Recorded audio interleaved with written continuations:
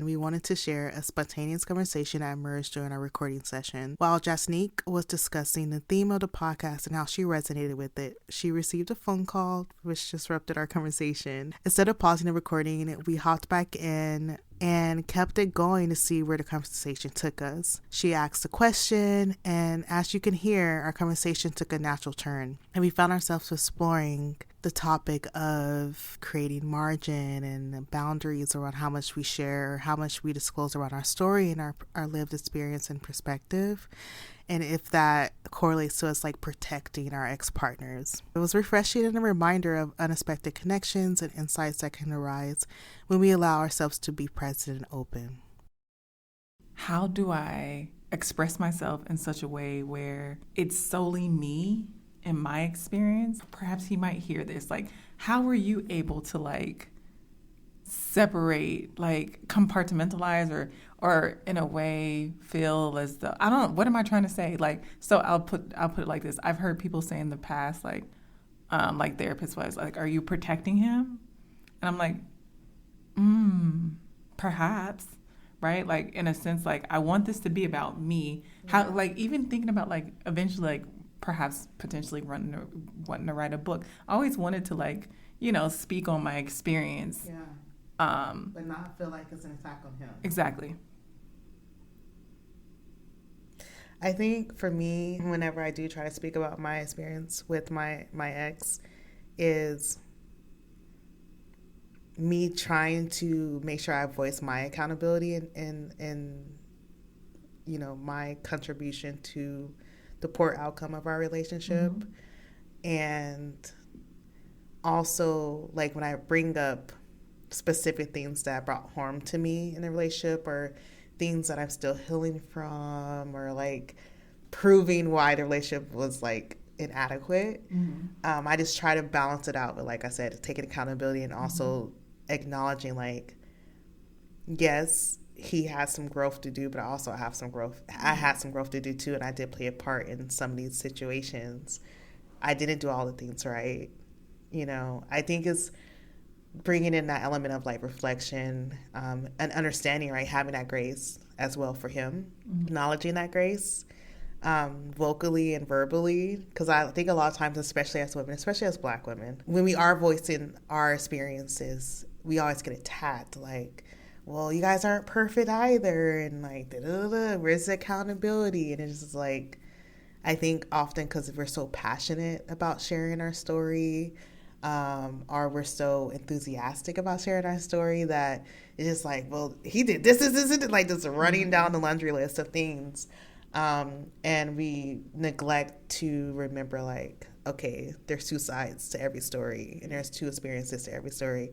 One of the things I learned in marriage, I know we haven't got into this episode yet, but one of the things I learned was, like, two people could be in the same, literally the same, from 5 p.m. to 6 p.m. Like, you and I are sitting in this office. My perspective of what went down in this office can be completely different than yours. Absolutely. And I think growing up in the same household, the same parents, same parenting styles for the most part. And it's just like, what? Twins. And so I experienced that in my marriage. I forgot exactly what the situation was, but I remember hearing him say what happened and how he felt, and remember me saying what happened, and I was like, but this is the same. And that through that, like, flabbergasted. Yes. And so understanding that when I'm coming to tell my story as well, it's like, well, his side might look completely different, or like, all the things. So I think it's awesome that, you're being bold and courageous to share your story, and because I feel like it is valuable to share.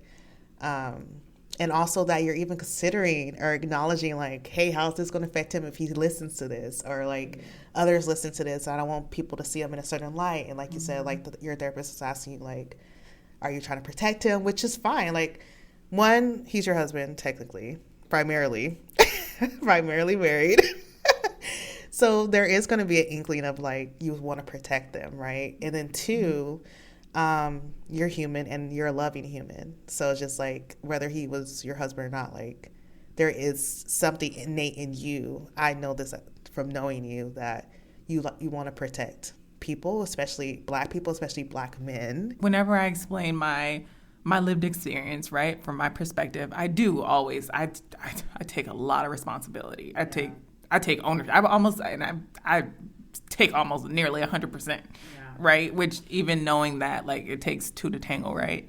But for you, like, is that sufficient enough, right, to I guess, to feel as though, like, do you feel satisfied in knowing that because you are going to continue to vocalize your testimony, your experience, by addressing your accountability in the relationship, you feel that that is sufficient for moving forward and being okay with, like, saying, like, you know, it is what it is, however it's landed or received on the other end? Before I answer that question, I think, to the point of, like, what I was saying earlier about, like, that laundry listing, I did go through a season of that.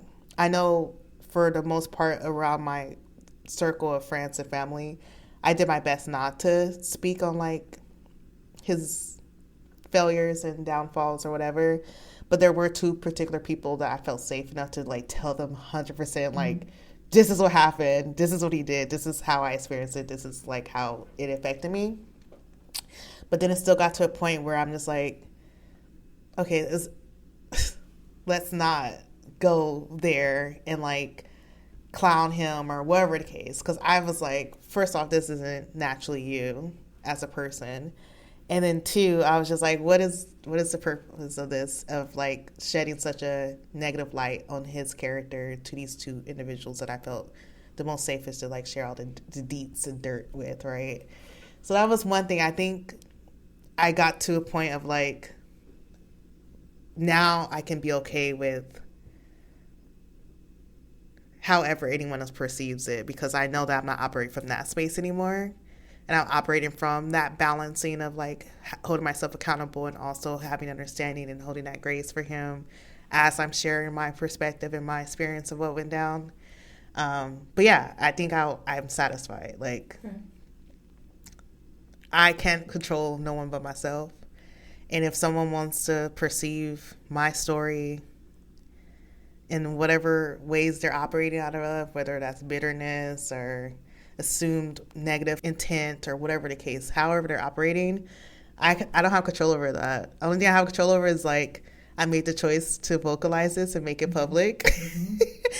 And anything can come from that. So it's just like, it's not in my hands anymore. So I just try not to stress too much about it. But it does play a role in what you were saying earlier of, like, really taking this platform serious and really understanding the weight of your voice and your word.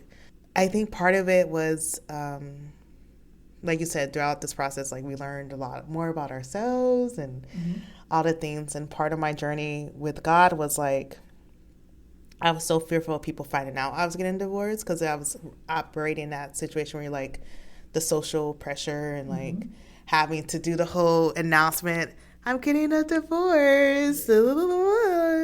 And even past that, like, even other mistakes outside of my marriage, you know, just life mistakes, I always been so fearful of telling people. And I got to a point where God was just like, girl, that's just part of you and your life, your testimony, whatever. Like, stand on it. Like, 10 toes down. Right. Like, and so that's how I feel now. It's just like, I don't care who knows. I don't care how they found out, whether I told them or a friend told them or a cousin told them, whatever. It happened, and it is what it is. It's what it is. It doesn't necessarily define me, but it is part of my story and my life experience. So, like, why be ashamed or, like, shy away from it, you know? Like, I don't know. But yeah, I'm satisfied with, like, once it's out there, it's in the ether. So yeah, that's where I'm at with that. Is that what you anxious about still? Not anxious. Another way to frame that is just some concerns. Right? And not so, it's just, to your point, that's just the type of person I am, right? Like, going back, I'm the middle child, right? The middle child, the oldest, middle child and the oldest, right? And so it's like, that's just a part of like my nature. The burden you bear. All right, so that has been a bonus clip of the episode.